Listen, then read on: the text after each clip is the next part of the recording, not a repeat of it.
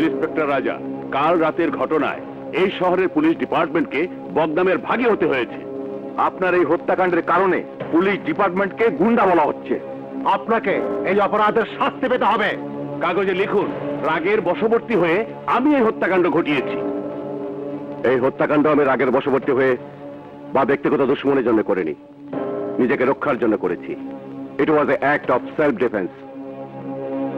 মিথ্যে বলছেন আপনি, আমাদের বোকা ভাববেন না।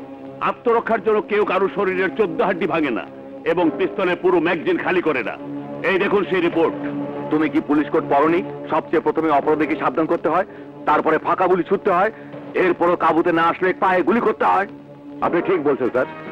যখন ওর রিভলভার আমার মাথায় ঠেকিয়ে প্রায় গুলি করবে, তখন আমার ফাঁকা গুলি করা উচিত ছিল, তারপরে পায়ে গুলি করে বোঝানো উচিত ছিল। আমার ভুল হয়ে গেছে স্যার।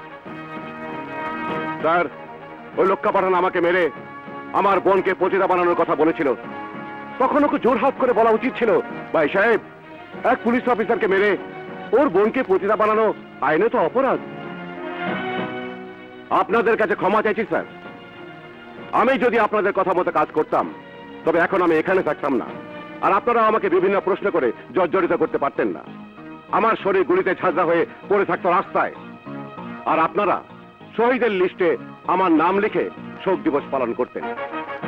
আমি বলতে চাই স্যার, ইন্সপেক্টর রাজাকে হত্যাকারী ঘোষণা করে আমাদের এক দৃষ্টান্ত স্থাপন করা উচিত। Why not sir? যদি আপনি এক ইমানদার পুলিশ ইন্সপেক্টরকে হত্যাকারী ঘোষণা করে পুলিশ ডিপার্টমেন্টের দুর্বলতা ঘোচাতে চান, তাহলে আপনাকে স্বাগতম। কারো কাছে কোনো প্রমাণ নেই যে আমি হত্যাকাণ্ড ঘটিয়েছি।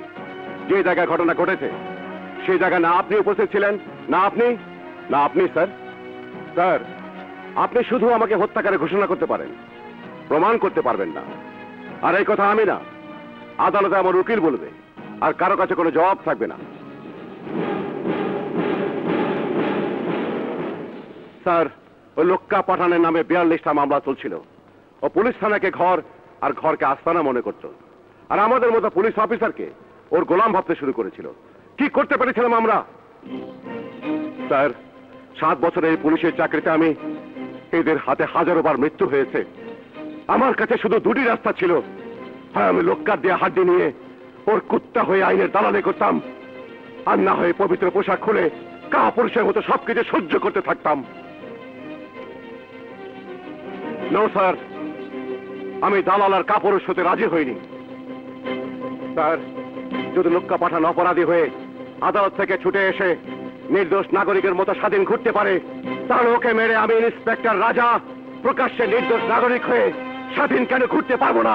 কেন কেন কেন কেন কেন? আর কিছু বলার আছে তোমার? নো স্যার, তুমি এখন যেতে পারো।